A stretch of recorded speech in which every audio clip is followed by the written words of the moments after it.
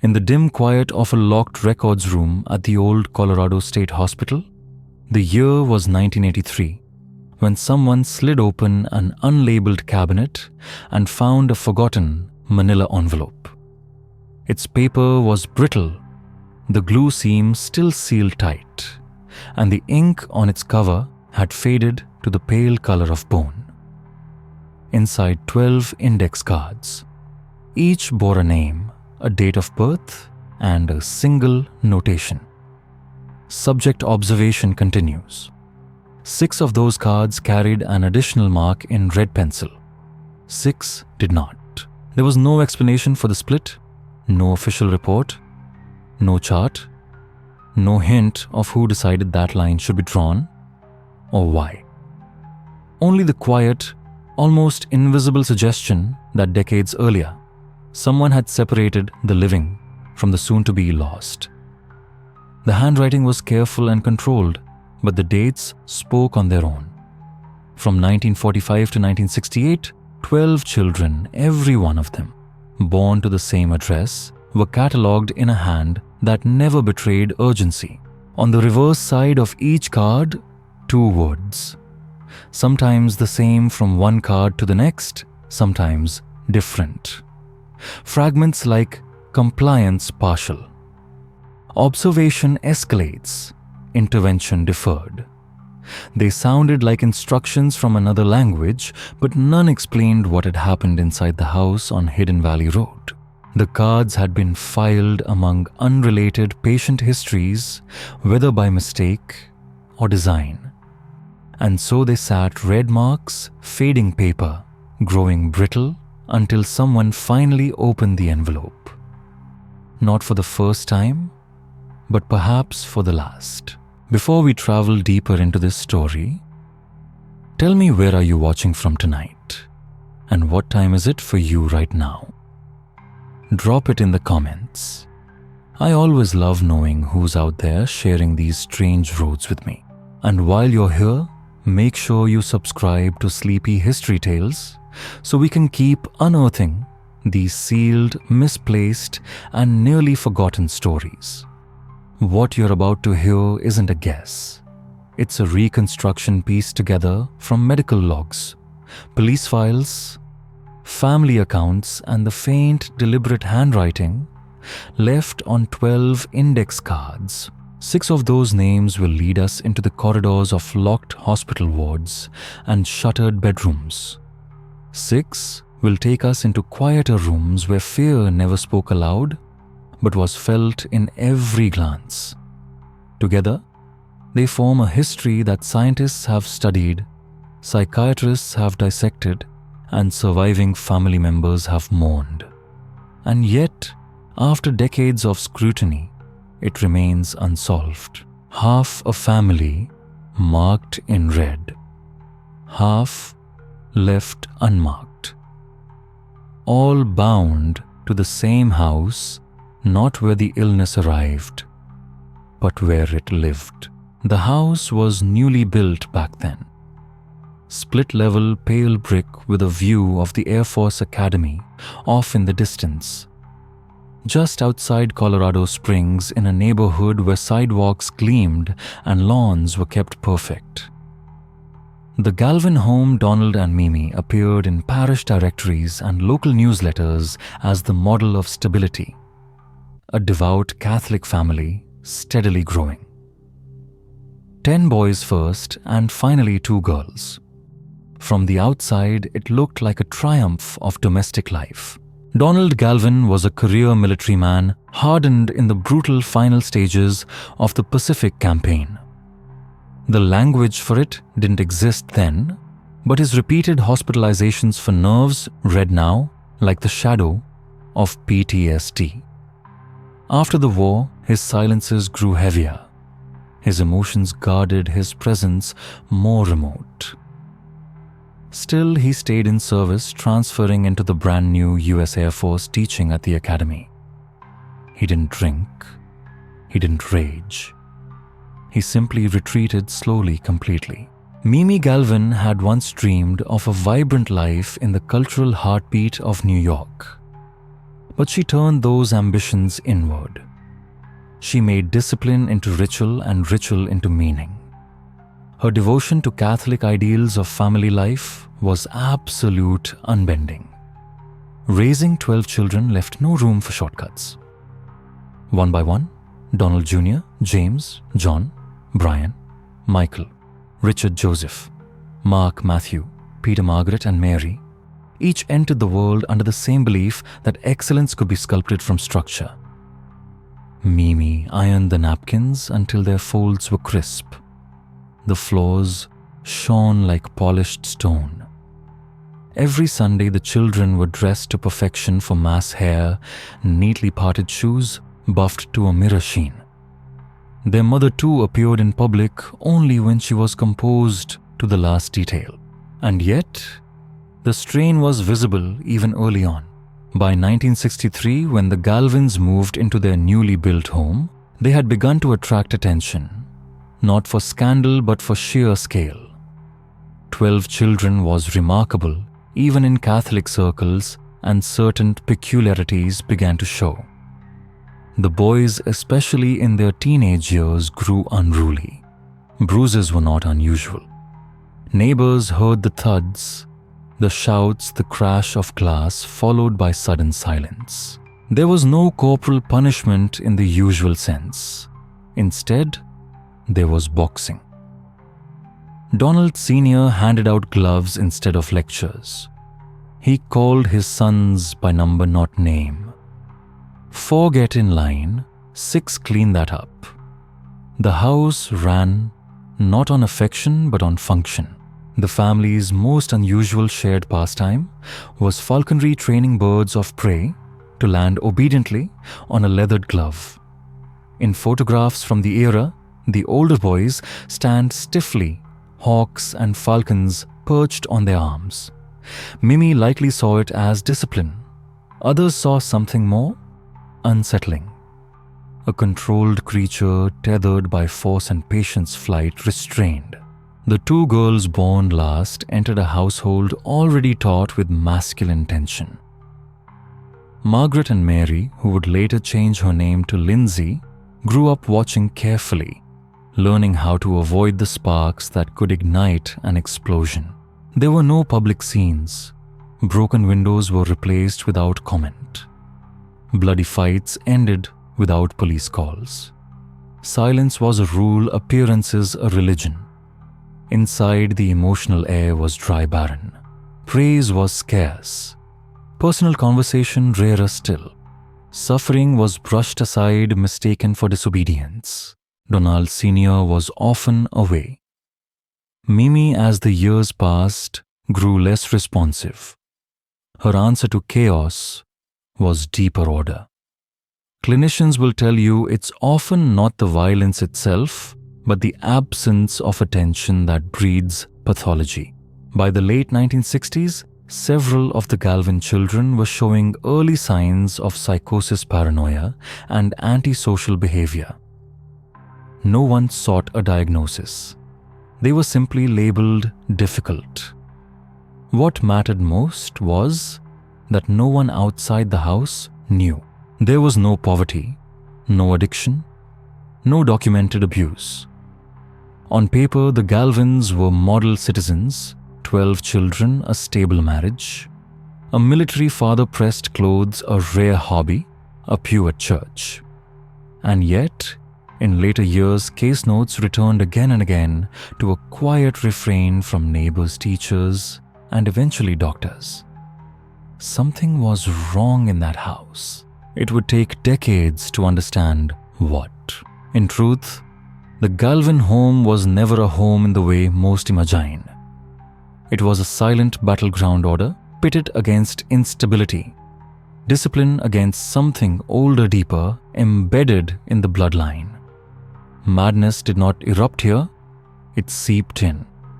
Behind polite dinners and Sunday rituals, a hairline fracture had already begun to run through the family's core. But in 1951, everything still appeared intact. Donald Galvin Jr., the firstborn, was at least on the surface a model child. Cognitively sharp, physically strong, socially adept. School records called him disciplined and engaged. Teachers noted his ability to lead. Coaches spoke of his rare balance of power and precision. He played football, excelled at wrestling 2 sanctioned arenas for controlled aggression that conveniently masked the turbulence beginning to brew beneath. By 17, he was dating the daughter of a high-ranking general at the Air Force Academy before we followed Donald Jr. Further, I'm curious, when you look back on your own neighborhood growing up, was there ever a house that people whispered about? One that looked perfect from the outside but felt different somehow? If so, tell me about it in the comments. To those who saw him from the outside, Donald Jr. seemed like living proof of his parents' success, the prototype of a disciplined, well-bred American son. But the earliest cracks were already showing. They were small at first, a fixed stare across the dinner table, long silences after the most minor provocations. In hindsight, these were the first ripples of emotional flattening and an emerging disconnection from the world around him. He spoke vaguely now and then of feeling unable to connect with other people. He never told his parents directly, and they never asked. Inside the Galvin household, conflict wasn't an alarm, it was the norm.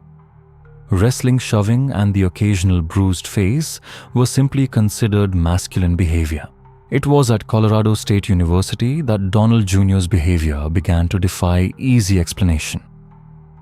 The first recorded incident happened during a campus bonfire when, without warning, he hurled himself into the flames. He came away with minor burns, laughing, then lapsing into silence. No formal help was sought. Months later, his roommate made a grisly discovery: the strangled body of a cat hidden in a box under their sink. When questioned, Donald Jr. claimed it meant nothing and refused to explain. No one called animal control. No one called a doctor. He remained enrolled, his grades dipping slightly, but still enough to stay on track. Professors noticed his absences, his detachment. He visited student health services, once saying there was a barrier between himself and other people. He was sent back to class without a psychiatric referral. At home, on school breaks, the odd behavior escalated.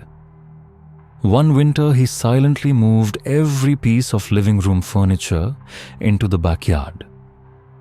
Later, he poured salt into the family's aquarium, killing the fish. His parents chalked it up to stress from a failing marriage.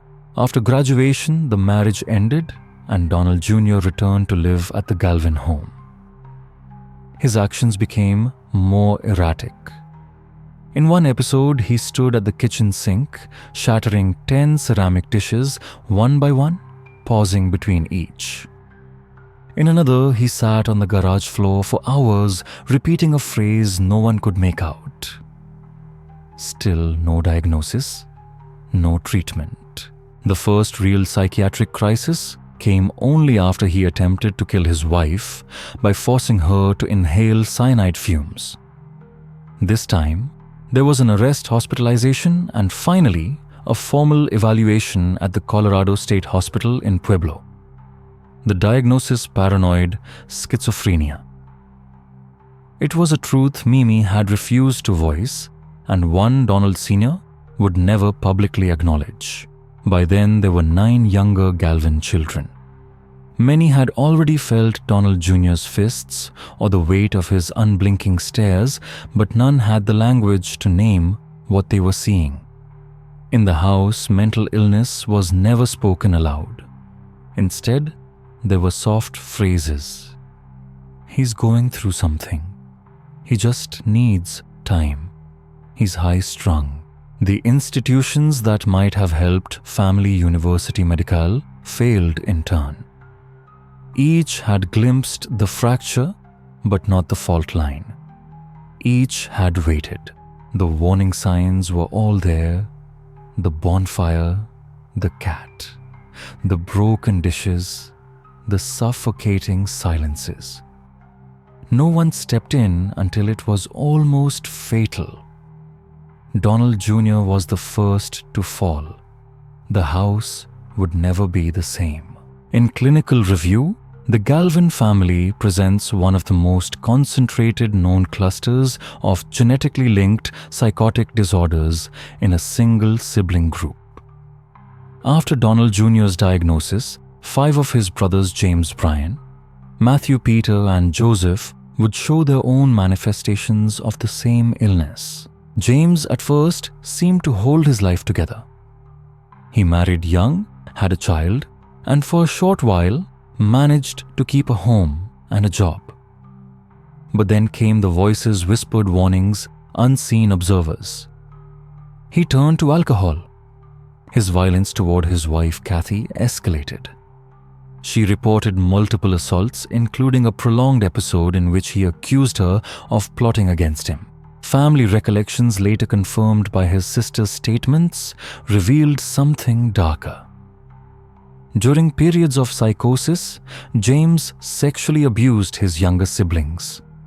His decline mirrored Donald Jr.'s in many ways: withdrawal aggression, but with a persistent undercurrent of predation. No one reported it.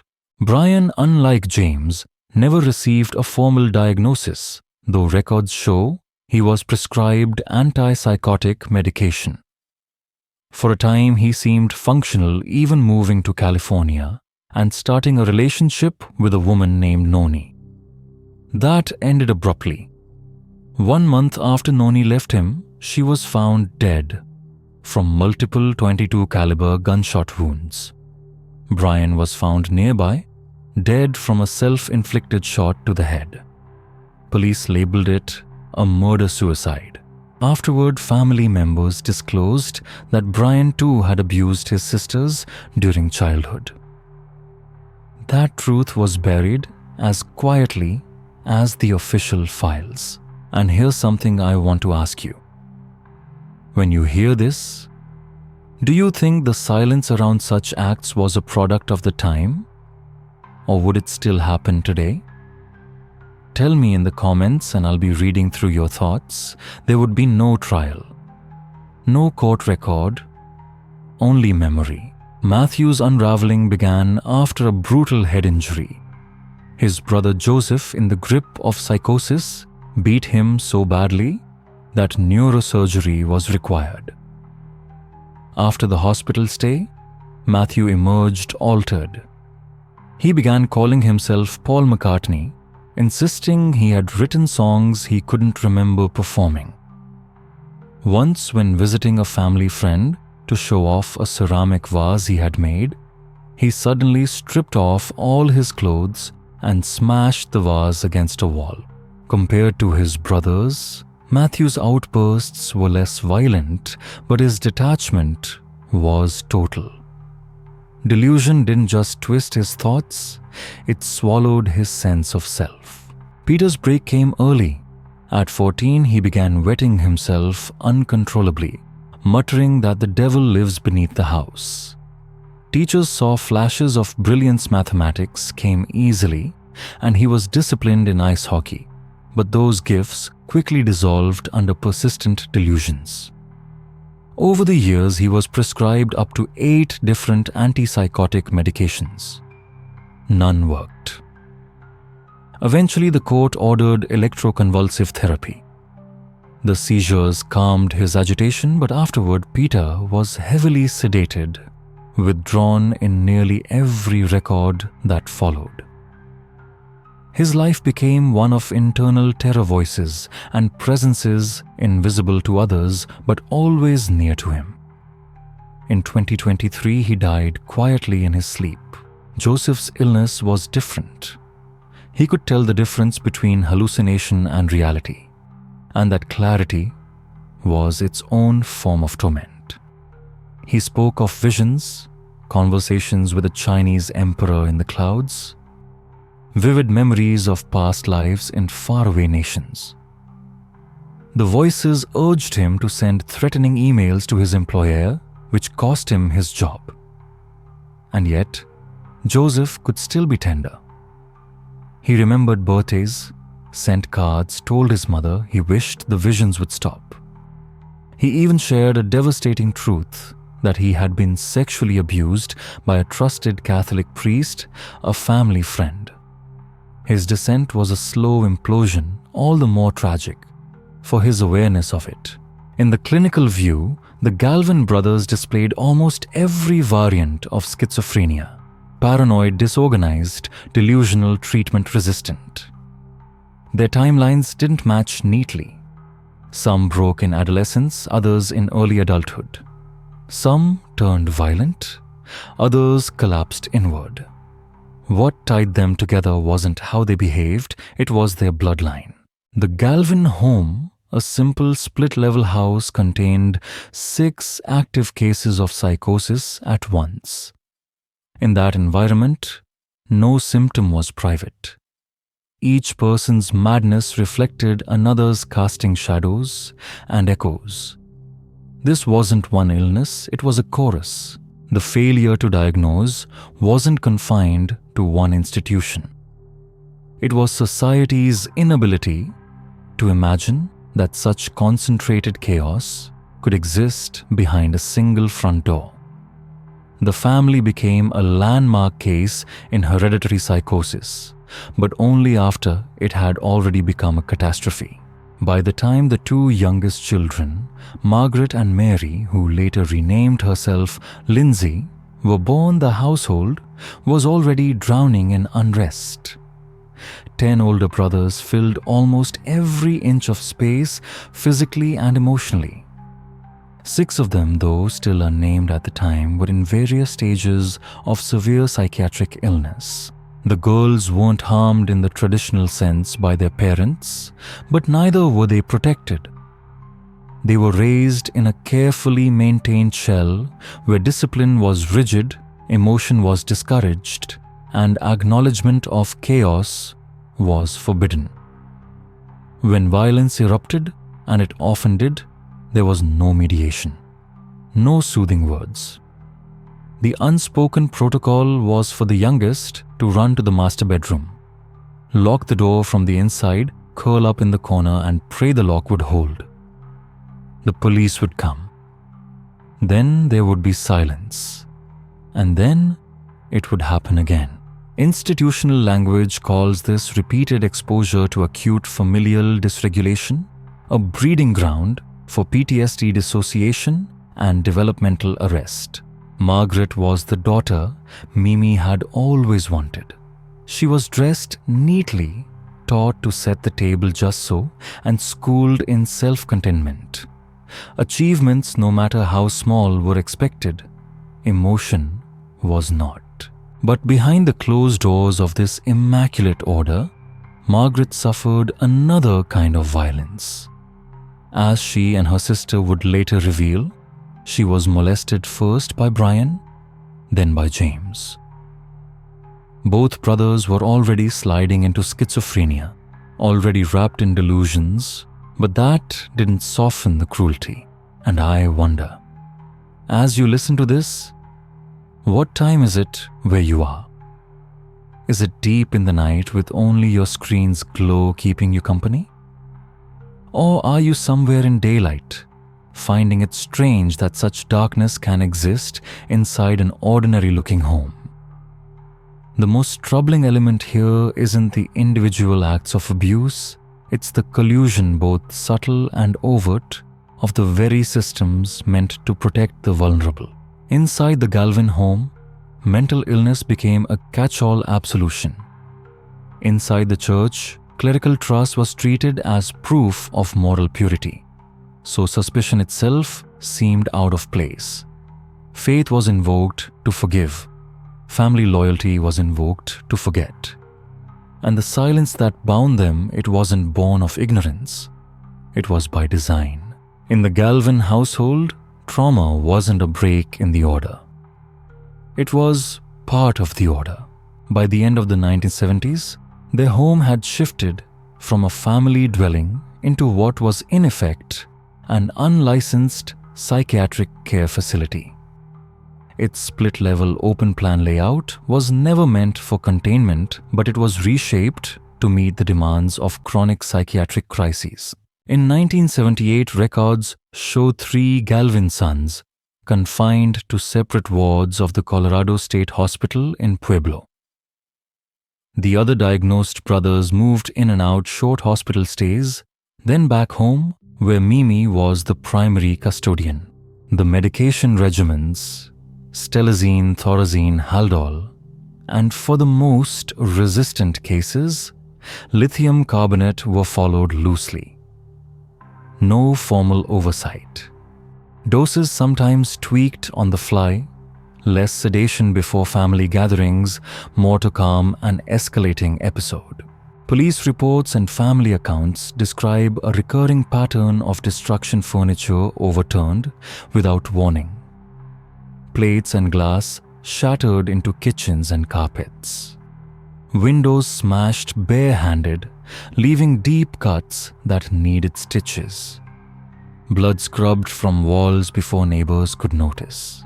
Broken doors rehung within days. The house became a stage of constant repair.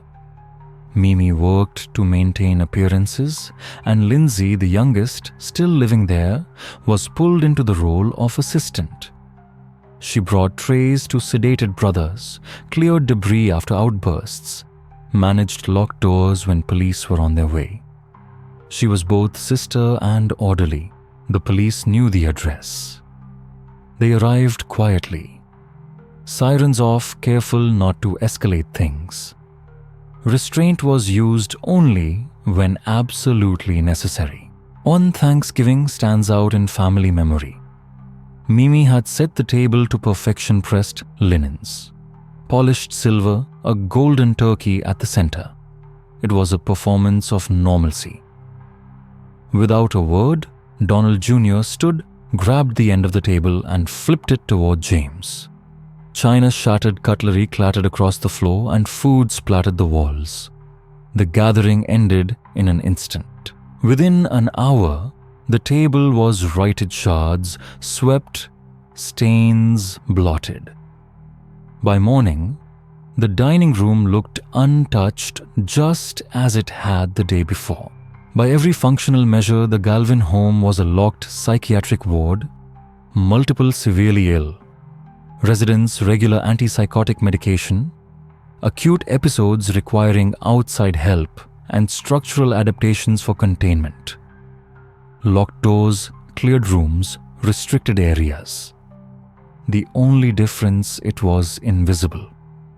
No charts, no trained staff, no oversight.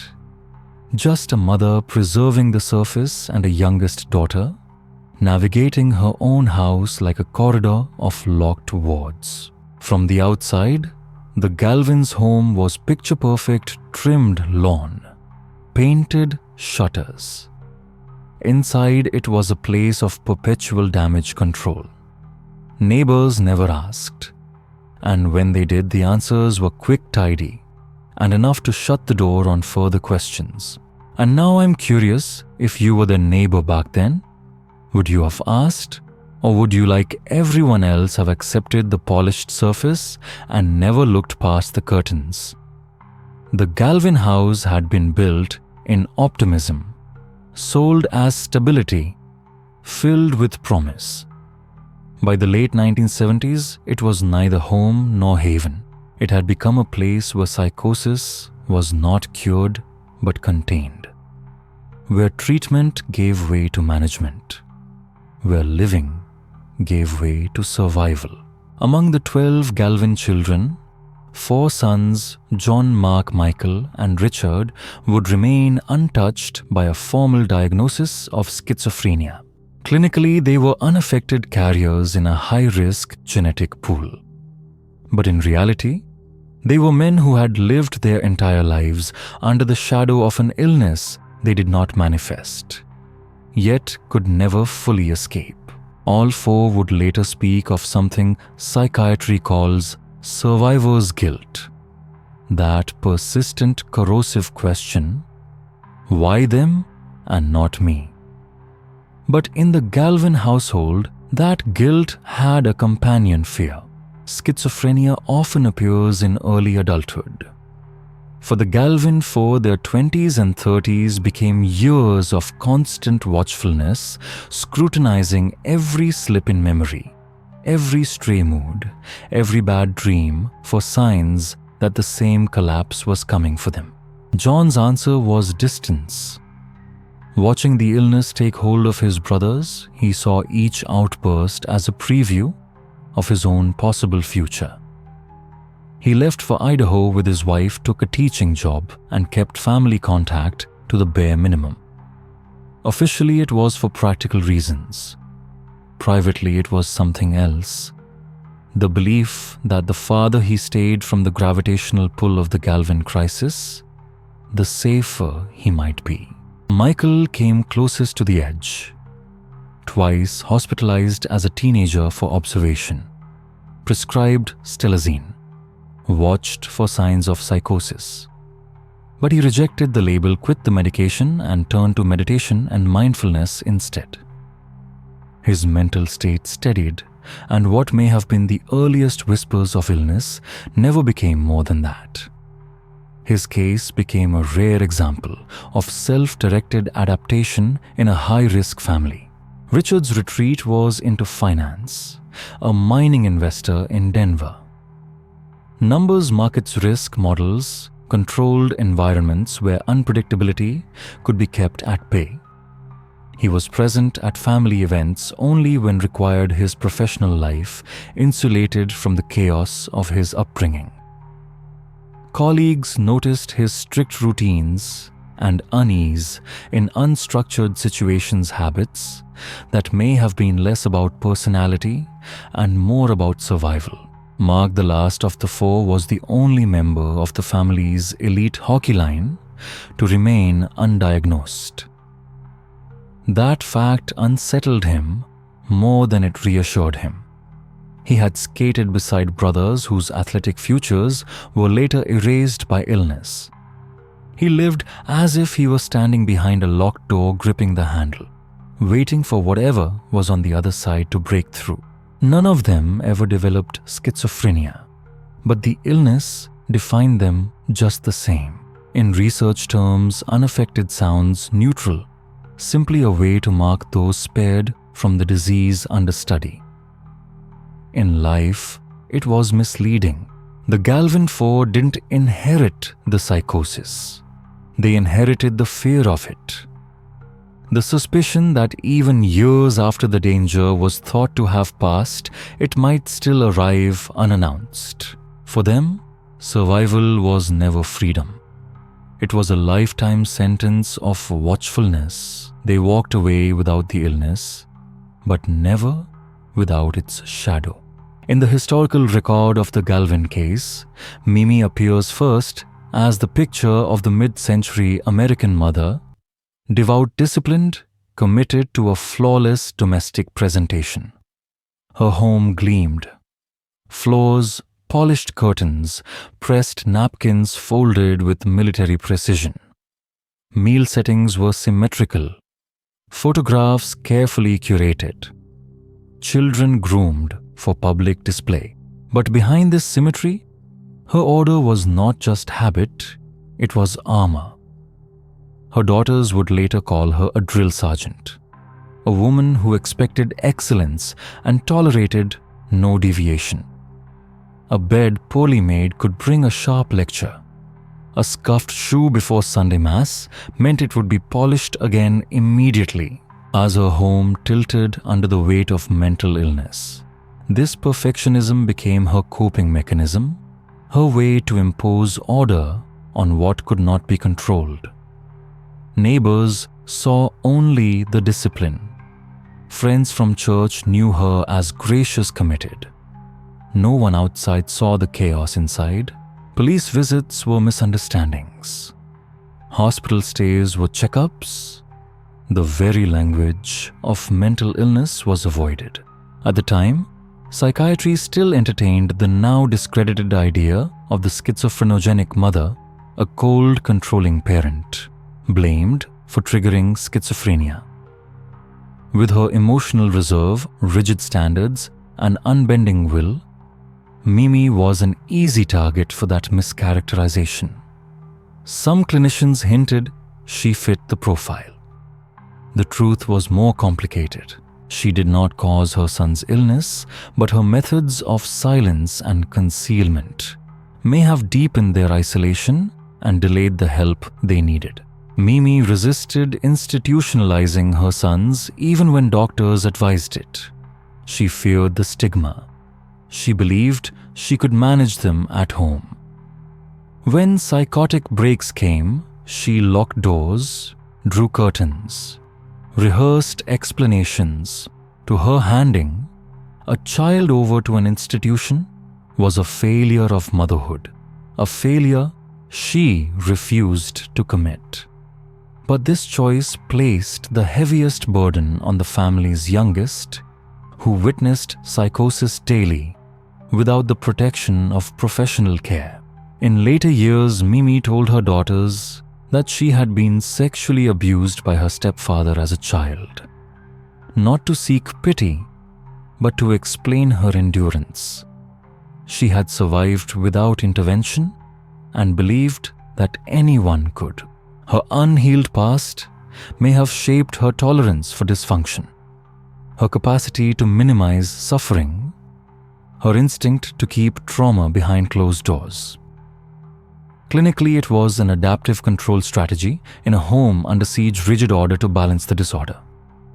But in practice, her silence and concealment allowed decline and abuse to persist unseen by the outside world. The Galvin household under Mimi's relentless command was a structure of balance, an elaborate tower of appearances held upright by discipline, and discipline held together by secrecy. Every polished floorboard, every perfectly folded napkin, every immaculate Sunday outfit was another card in a delicate house that could topple at any moment. She knew it. One misstep, a neighbor's suspicion, a public outburst, a single police report could bring the whole thing down. And when it did, it wouldn't just be her home that collapsed. It would be the image she had spent her life constructing. Long before science could truly read the code of human life, pieces of the Galvin family were quietly collected. In the early 1980s, blood was drawn from nearly every member, those lost to schizophrenia and those who seemed untouched. It was part of a broader push in psychiatric genetics, an attempt to find patterns in families where severe mental illness ran unusually deep. But back then, the tools were crude.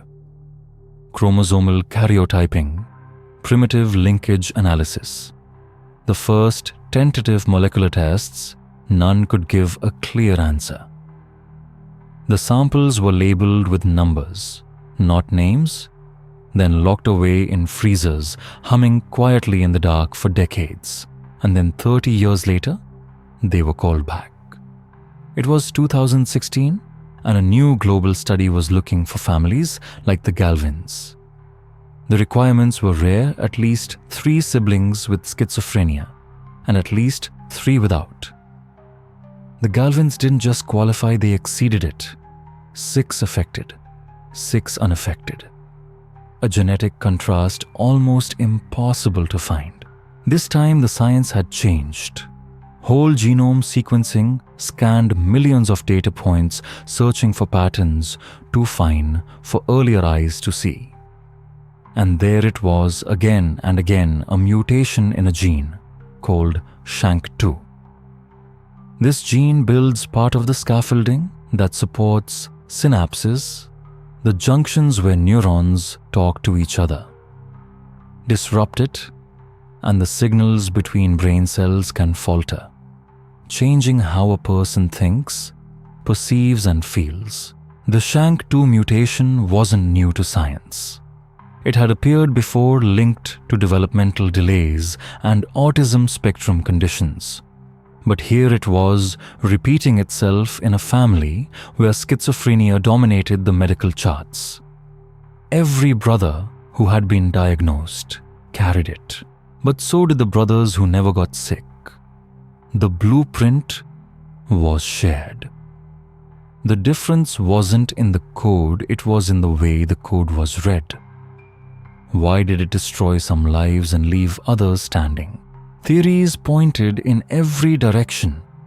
Early childhood, stress infections, head trauma, other hidden genes waiting to collide. But no answer could be proved. For researchers, it was a breakthrough proof that madness could be traced in part to the double helix. For the Galvins themselves, it was a dead end. There was no switch to flip, no medicine to prevent it, no test to tell who might still fall. Only the knowledge that you could carry this silent risk for decades and never know if it would wake. The SHANK2 mutation was a prophecy written before birth. But it was a prophecy without a date, without a certainty. By the early 2000s, the Galvin story had settled into a grim stillness. The storms of early onset and rapid decline had passed. What remained was residue lives, bracketed by diagnosis, others defined by distance, all forever framed by the cold permanence of record. James Galvin, the second-born, died in 2001 at the age of 55. The coroner's report was clinical, almost cold heart failure, likely induced by the slow corrosive toll of decades on antipsychotic medication. For James Galvin, the end was quiet. No drama, no headlines, no sound but the fading of a pulse. For years he had been a storm in the family. In death he was reduced to a number in a file. And cause of death. Peter, once the promising hockey player, later haunted by visions of the devil beneath the house, slipped away in his sleep in 2023. No violent episode, no late-night sirens, just stillness. Another long-term patient who would never come home. Mimi Galvin, the matriarch who had ruled the home with precision and secrecy, died in 2017. She left no confession, no last reckoning with the life she presided over. Donald Sr., the quiet patriarch who withdrew from conflict until absence became his only role, had gone before her in 2003. There were no public tributes, no mention of the medical and psychological legacy carried by their name. Don Jr. and Matthew remain institutionalized in Colorado Springs. They are no longer patients in the active sense. There is no treatment plan to bring them back. They are cases to be managed, lives measured in daily routines behind locked doors. Lindsay, the youngest, returned in Mimi's final years, not to mend relationships, but to navigate the machinery of care. Hospital paperwork, government benefits, burial arrangements. She became part caretaker, part archivist, quietly making sure the family's records could be put in order, if not understood. The Galvin story has been told before in Hidden Valley Road, inside the mind of an American family, in HBO's 6 Schizophrenic Brothers, in academic journals, in psychiatric conferences, and under the bright analytical lights of laboratories. And yet, like so many case studies, its truth remains beyond reach. No medical chart records the weight of a locked bedroom door. No genome sequence can encode the fear of a child listening for the sound of breaking glass in the middle of the night. No research paper explains why some escaped the illness while others were devoured by it. The Galvins were not merely visited by schizophrenia. It lived there, more permanent than any of its occupants. Today, Hidden Valley Road is just an address. The house has changed hands, its walls painted over, its floors replaced. But if walls could remember, these would carry the weight of 12 names. 6 marked by the illness, 6 spared, but never fully free. James is gone, his heart silenced by the same drugs that once quieted his mind. Peter died decades after his first visions in a sleep that finally brought peace. Don Jr. and Matthew remain behind institutional walls. Mimi and Donald Sr. lie side by side in a cemetery outside Colorado Springs, their headstones as silent as they were in life. The surviving brothers are scattered, some still living, under the shadow of possibility, others running from the past entirely. Lindsay carries the role of custodian, for what's left, a keeper of names, papers, and memories. The scientists have measured them, sequenced them, documented them. But the central question remains unanswered. Why them and not others? The SHANK2 mutation is a clue, but not a verdict. A map without a destination. And so, Hidden Valley Road remains more than an address. It is a warning of what can hide in the walls unseen until it consumes everything. If you've stayed with me through this long, quiet journey, I'd love to know, where are you watching from tonight? And what time is it there right now? Share it in the comments so we can see just how far this story has traveled. If you haven't yet subscribed to Sleepy History Tales, so these quiet, cold histories, stories, almost lost, can still find their way to you. Tomorrow night, another sealed file will open. Another set of names. Another history buried under the weight of official silence. Until then, remember, some records were never meant to be found.